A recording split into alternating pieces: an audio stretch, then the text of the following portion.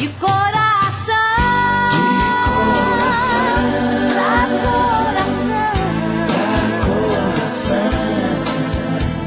porque eu sei. Vamos iniciar o nosso bloco 2 do nosso estudos de hoje, né?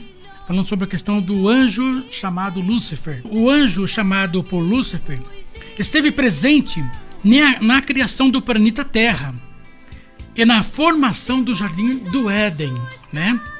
Nós sabemos, a Bíblia nos dá uma referência bíblica através do Antigo Testamento que esse anjo, ele esteve presente junto com o Altíssimo na criação do planeta Terra e também na formação do Jardim do Éden. Vamos no livro de Gênesis, capítulo 2, 26. Em Gênesis capítulo 1, 26. Em Gênesis capítulo 1, versículo 26. Disse também o Altíssimo: façamos o homem a nossa imagem, conforme nossa semelhança, tenha ele domínio sobre os peixes do mar, sobre as aves do céu, sobre os animais domésticos, sobre toda a terra, sobre todos os répteis da terra que rastejam pela terra. Então aqui a Bíblia nos dá a palavra façamos o homem à nossa imagem e semelhança. Quando a Bíblia fala façamos, não é nas interpretações, não podemos pegar uma interpretação, até uma teoria humana que existem hoje, né? Já existiu essa interpretação dessa teoria humana há milhões de anos até nossos tempos de hoje, dizendo que existem deuses, né? Existem deuses. A palavra, quando diz existe deuses, isso significa que não existe só um criador de todas as coisas. Significa que existem mais de um criador. Essa referência nos dá a entender que existem mais de 3, 4 criadores de todas as coisas. Mas existe essa interpretação dessa teoria até hoje, no nosso tempo de hoje, sobre a palavra de deuses. Não. Quando lá na referência do livro de Gênesis, façamos, o Altíssimo porque o Altíssimo não estava sozinho, né?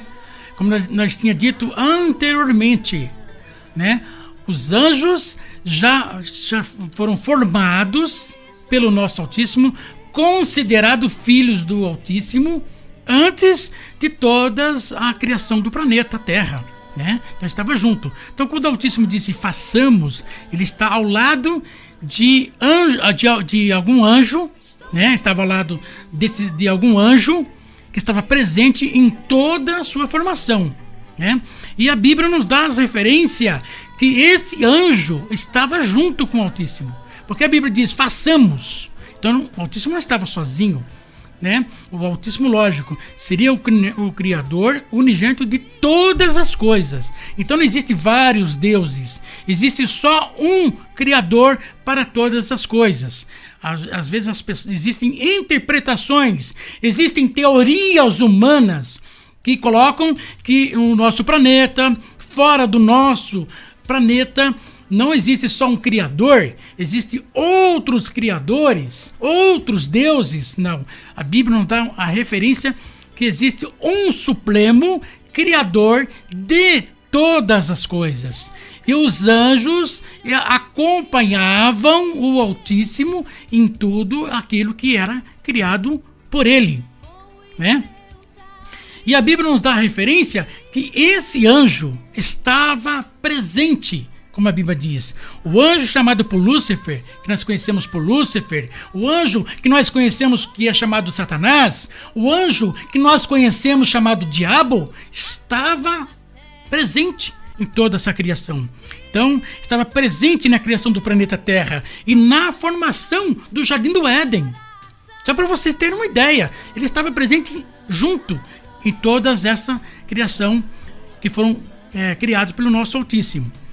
Então, em Gênesis capítulo 2, em Gênesis capítulo 1, versículo 26, né? Em 1, 26, vocês vão ver lá, façamos, né? Então não é porque existiam vários deuses para se originar o planeta Terra, ou o Jardim do Éden, ou o ser humano. Então não há necessidade que existissem deuses, mas existiu um Criador de todas as coisas, sendo que ele não estava sozinho quando eles estavam formando todas as coisas para existir o ser humano, a forma de como nós podemos viver nesse planeta, né? Então todas as coisas estavam sendo formadas para que nós, ser humano, pudesse viver nesse planeta chamado Terra, no nosso planeta Terra. Em Ezequiel capítulo 28, 13, nós vamos lá, né? Vamos ver aqui. Em Ezequiel capítulo 28, 13, diz o seguinte, ó: estivesse no Éden. Olha o que o profeta Ezequiel está dizendo. Estivessem no Éden. Vejam bem, olha lá, é aquilo que nós tínhamos dito anterior. Ele estava acompanhando, esse anjo estava acompanhando todas as criações que o Altíssimo estava fazendo. Estivesse no Éden, jardim do Altíssimo. Cobriste de toda pedra preciosa, a cornilha, o topázio, o onix, a crisolita, e esmeraldas em ouro. E em ti se faziam os teus tambores e os teus pífaros no dia em que fosse criado, foram preparados, né? Então a Bíblia aqui, em Ezequiel capítulo 28, 13, está dizendo, estivesse no Éden, né? Então para nós hoje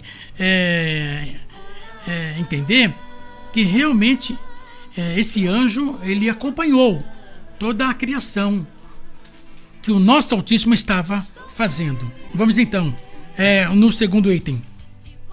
Vamos conhecer as qualidades do anjo Lúcifer quando fazia a vontade do nosso Altíssimo, seu Criador, né? Vamos ver quais são as referências bíblicas, né, que nos dizem, nos ensinam como era esse anjo quando ele fazia a vontade do Altíssimo. Quando ele fazia.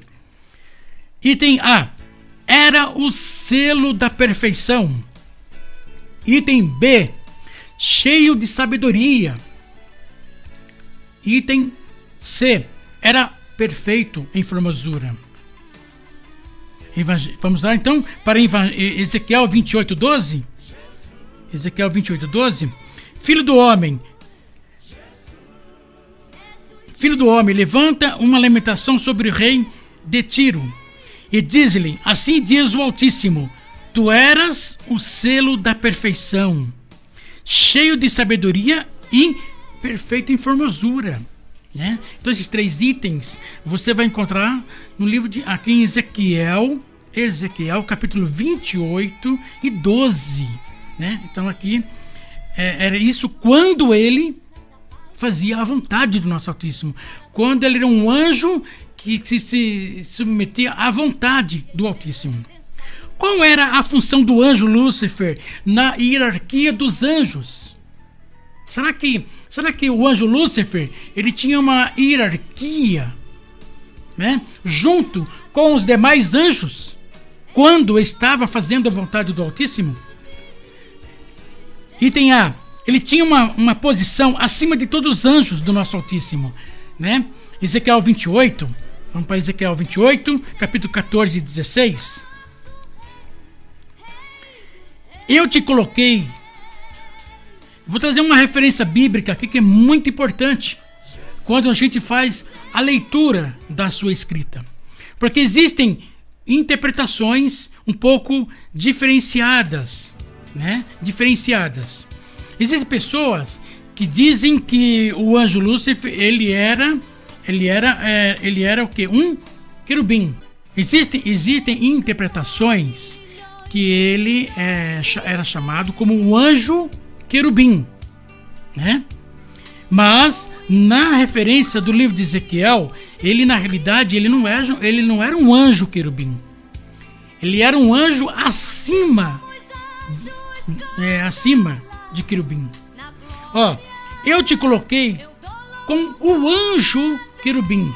Não é que eu te coloquei como querubim. Existem interpretações que dizem como querubim, mas a interpretação bíblica com o querubim. Então, o Altíssimo está dizendo que ele é um anjo querubim. Eu estou colocando você junto com o anjo querubim. Ele é acima. A hierarquia desse anjo era acima dos demais anjos. Né? Vocês vejam bem, tanto que arrastou uma multidão de anjos do céu. Como é que pode, né? Então era um anjo que tinha uma posição muito acima de todos os outros anjos, quando fazia a vontade do nosso Altíssimo. Eu te coloquei com o querubim de guarda, eu te coloquei com o querubim de guarda, estivesse sobre o monte santo do Altíssimo, andasse no meio das pedras afogueadas. Né? Perfeito eras no teus caminhos, desde o dia que foste criado, até que em ti se achou iniquidade. Pela abundância do teu comércio, o teu coração te encheu de violência e pecaste.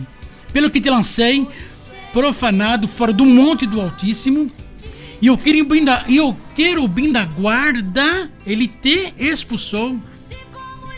Né? Então, qual era a função do anjo, desse anjo chamado Lúcifer? Então ele tinha o quê? Ele tinha uma posição muito maior do que os outros anjos. Ele não era um anjo querubim. Às vezes tem pessoas que trazem essas interpretações. O anjo Lúcifer, o anjo Satanás, o anjo diabo, era um querubim. Não, meu irmão. Ele não era querubim, ele era acima dos anjos querubins. Ele tinha uma posição privilegiada. Tanto que ele era perfeito, ele era cheio de sabedoria, era um anjo formoso, né? Tem pessoas que quando vai colocar assim, ou vai fazer uma figura de Lúcifer, do anjo Lúcifer, né?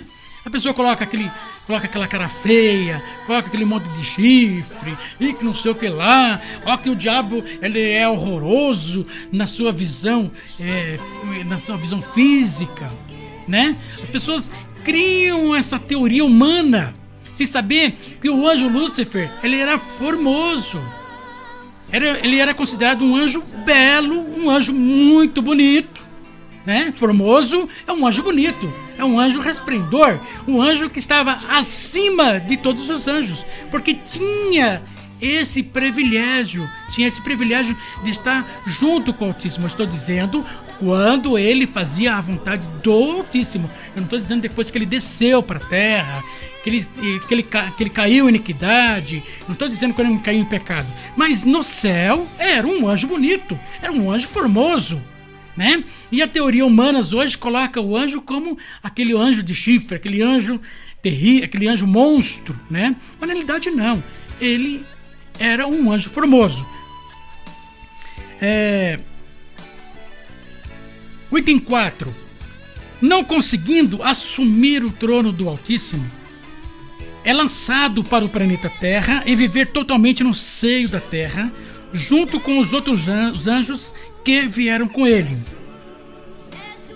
Então, aquilo que eu disse, quando ele pecou, quando ele caiu em iniquidade, quando ele rebeldeou contra o Altíssimo, não conseguindo, lógico, ele não conseguiria mesmo, né?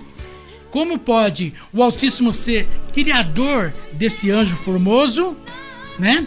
E depois esse próprio anjo formoso querer tomar o trono do seu criador, né? E ele vendo, e como ele acompanhou a criação do planeta Terra, como ele esteve presente na formação do planeta Terra, como ele esteve presente no Jardim do Éden, aí ele fez o quê?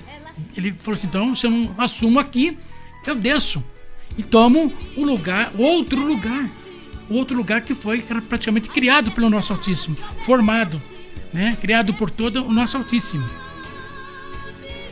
E junto com eles, anjos que vieram com ele. O seio da terra é chamado de Seol, que significa lugar de tormenta. Em outras palavras, traduzidas lugar infernal. Nós vamos para o livro de Números, lá para o livro de Números, para a gente entender um pouco sobre a questão da sua morada através da palavra do nosso Altíssimo. Números capítulo 16, em Números, para vamos entender um pouco sobre a questão de Seol. 16:30. Mas, se o Altíssimo criar alguma coisa nova, e a terra abrir sua boca e os tragar com tudo o que é deles, e vivos descerem ao Seol, então compreendereis que esses homens têm desprezado o Altíssimo. E a terra abrir sua boca e os tragar com tudo e deles, e vivos descerem ao Seol. E a referência 33, assim eles e tudo que era seu desceram vivos ao Seol, e a terra os cobriu, e pereceram no meio da congregação. Então eu estou trazendo essas duas referências bíblicas para a gente entender um pouco sobre a questão do Seol. A Bíblia nos dá uma referência que Seol é um lugar que é centralizado no seio da terra, no centro do seio da terra. Então é considerado ali um lugar infernal por causa da caloria, por causa da intensidade de calor, né? Então é um lugar muito de tormentas, um lugar muito desesperador, né? Esse é o que a Bíblia nos ensina. Então desceu o anjo rebelde, desceu com seus anjos demoníacos, foi tudo para esse centro da terra, para ali poder ficar. Em livro de Salmos, também em Salmos 30, vamos dar uma referência em Salmos 30, para dar um exemplo um pouco sobre a questão de Seol, né? Que é um lugar de tormenta, um lugar onde todos os anjos, junto com o anjo rebelde, desceu para ali ficarem. Em Salmos capítulo 30, no versículo 3, Senhor, fizeste subir a minha alma do Seol, conservaste minha vida dentre os que descem a cova. Senhor, fizeste a minha alma, meu espírito subir do Seol, né? Aqui é Davi reclamando na presença do nosso Altíssimo, por o Altíssimo não permitir jamais que o teu espírito fosse lançado para o Seol. Em Provérbios 15, vamos para Provérbios, né? Em Provérbios 15, 24, algumas referências sobre a questão de como que é o Seol, né? Que é lugar infernal, lugar de tormenta. 15 e 24. Para o sábio, o caminho da vida é para cima, a fim de que ele se desvie do Seol, que é para baixo, né? Então é uma explicação praticamente que a gente está dando sobre a questão de como é o Seol. Então o Seol fica para baixo, né? Fica para profundezas, no seio da terra. E vamos pegar mais uma referência em Isaías 5. Mas essa referência bíblica, nós vamos trazer pelo menos umas 3 ou 4 referências bíblicas, tá? Para você poder, você que está nos acompanhando, você possa nos ajudar, tá?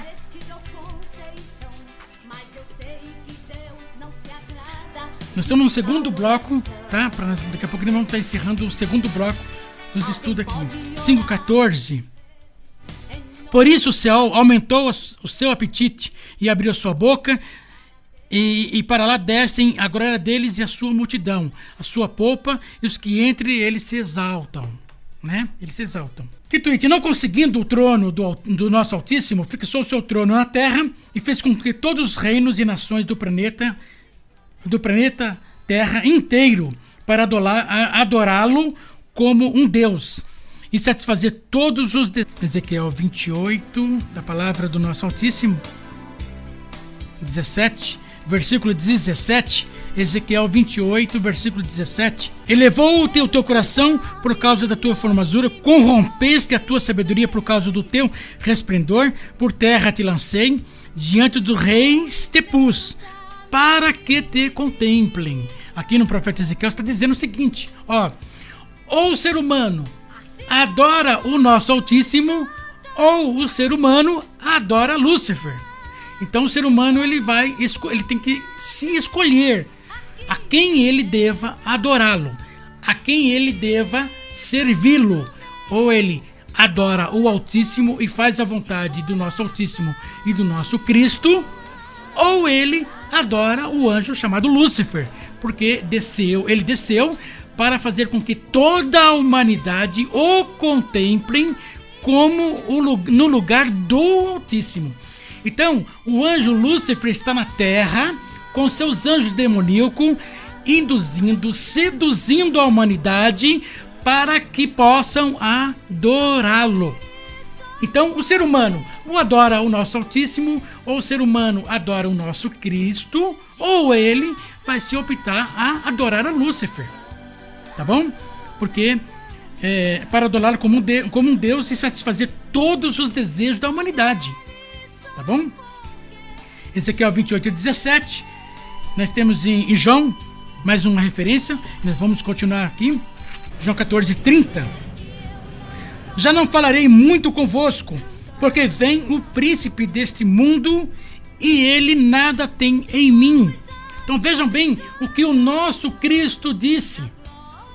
Essa aqui é a palavra do nosso Cristo. Já não falarei muito convosco, porque vem um príncipe deste mundo e ele nada tem comigo. Então Cristo dizendo que ele era o quê?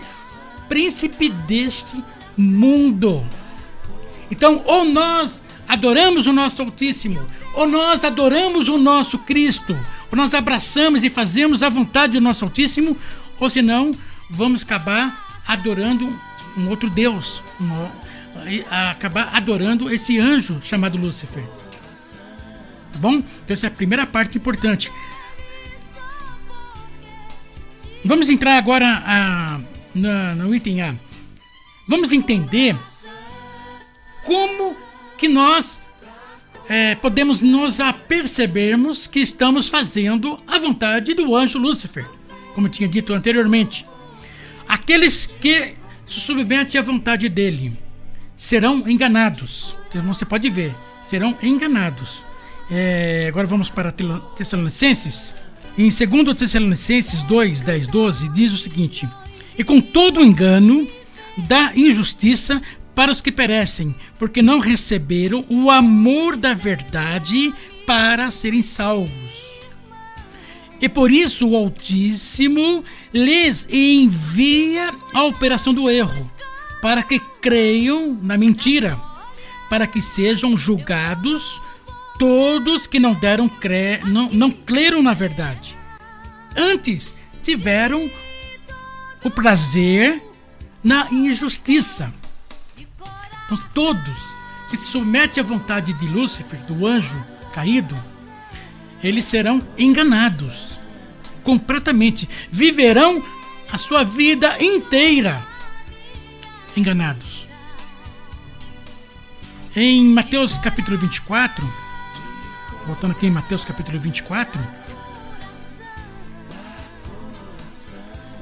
porque onde surgir falsos cristos, falsos profetas, e farão grandes sinais e prodígios, de modo que, se possível, fora enganaria até os seus escolhidos.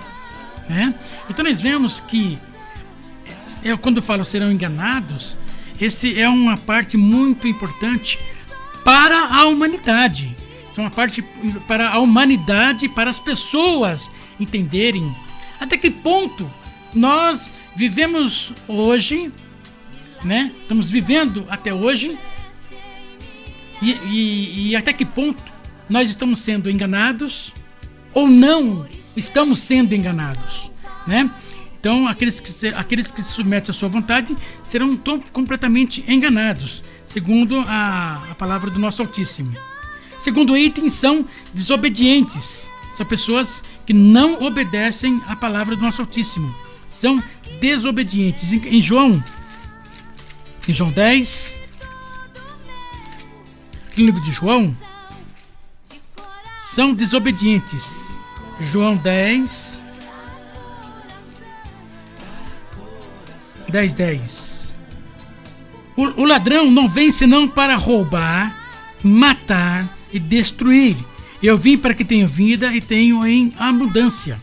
Então nós vemos aqui está dizendo que o ladrão não vem senão para roubar, matar e destruir. Todos esses atos são atos considerados na presença do nosso Altíssimo como pessoas desobedientes, pessoas que não obedecem e nem se submetem à vontade do Altíssimo, mas se submetem à vontade do anjo Lúcifer em fazer todas essas atitudes, tá bom? Em Efésios capítulo 2, isso aqui eu estou explicando para aquelas pessoas que se submetem à vontade de Lúcifer, né? Nós temos aqui em Efésios 2, a palavra do nosso Altíssimo. Efésios 2:2. Nos quais outrora andaste segundo o curso deste mundo, segundo o príncipe das potestades do ar, do espírito que opera nos filhos da desobediência. Tá vendo? Então a desobediência, o ser humano, quando ele pratica a desobediência, ele está se submetendo à vontade de Lúcifer. Se ele está matando, se ele está destruindo, se ele está roubando, todas essas atitudes estão se submetendo à vontade de Lúcifer, porque são desobedientes e não praticam a vontade do nosso Altíssimo. Item 3. São mais amigos do mundo do que no nosso Altíssimo. Em livro de Romanos 8. Em Romanos 8. São mais amigos do mundo. Você pode ver que a pessoa, ele gosta mais das coisas do mundo, né? Romanos 8:7. Romanos 8:7. Porquanto a inclinação da carne é inimizade contra o Altíssimo, pois não é sujeita à lei do Altíssimo, nem em verdade o pode ser. Os que estão na carne não podem agradar o Altíssimo. Então é aquilo. Se a pessoa, eles são mais amigos do mundo. Quanto mais nós formos amigos do mundo, quanto mais nós se submetemos à vontade, em fazer a vontade do mundo, mais nós estamos identificando e realizando mais a vontade do anjo, desse anjo chamado Lúcifer. Nós estamos se aproximando mais a ele.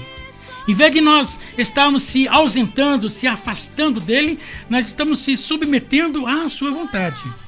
Dão crédito à mentira, né? Pessoas que dão crédito à mentira também se submetem à vontade de Lúcifer. Em João 8:44 diz o seguinte: vós tendes por pai o diabo, e quereis satisfazer os desejos do vosso pai. Ele é homicida desde o princípio, e nunca se firmou na verdade, porque nele não há verdade. Quando ele profere mentira, fala do que ele é próprio, porque é mentiroso e é pai da mentira. Então nós sabemos que qualquer um ser humano que der crédito a alguém que mente, ou qualquer um ser humano que passa a mentir, ele passa a ser o quê? Um participante. Ele passa a ser uma pessoa que se submete à vontade do anjo Lúcifer. É isso que no caso que nós estamos se referindo, né? Em 2 Tessalonicenses 2:9, esse iníquo, cuja vinda é segundo a eficácia de Satanás, em todo o poder e sinais e prodígios de mentira, né? Então nós sabemos que uma das maiores astúcias de o anjo Lúcifer é fazer com que possa conduzir toda a humanidade, todas as pessoas do planeta Terra, cada vez mais para o engano, para a mentira, né? Para que eles não possam vir à luz da verdade, para que eles não possam reconhecer que são pecadores e que necessita do perdão do pecado para alcançarmos a glória, o paraíso que já está prometido através de Cristo, né? Então isso é uma parte fundamental. Virá prodígios, sinais, e virá isso, virá tantas as coisas. Se nós se apercebermos no tempo atual de hoje, nós estamos vendo Quantas e quantas teorias humanas estão se fazendo parte da vida das pessoas, e as pessoas não estão se apercebendo que essas teorias são humanas, e muito dessas teorias humanas podem ser mentirosas, podem ser enganadoras, e as pessoas pagarem um preço por causa disso. Em 1 João capítulo 3, em 3:8, né?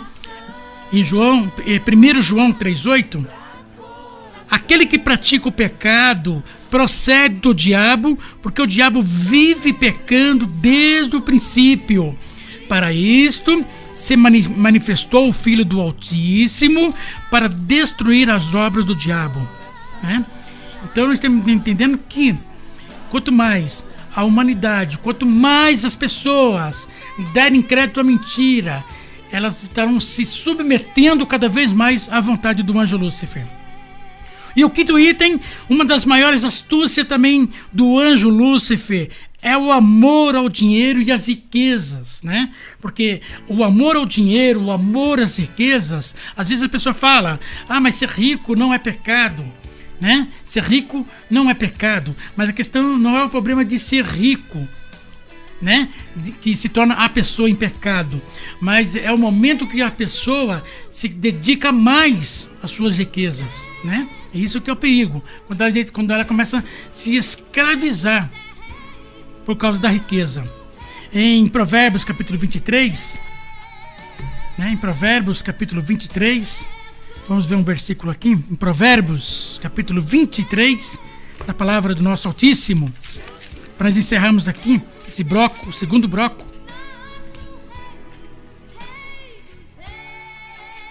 Provérbios 23, 4, 5. Provérbios capítulo 23, versículo 4. Não te fadigues para ser rico, dá de mão a tua própria sabedoria. Fitando tu os olhos nas riquezas, elas se vão, pois fazem para si asas como a águia e voam para o céu. Então, às vezes, o que o livro de Provérbios quer dizer? Que existem pessoas, por ser ricas, elas começam a se escravizar por causa das suas riquezas. E quando a pessoa se torna escravo das suas próprias riquezas, ele passa a ser apercebido o dia a dia da sua vida.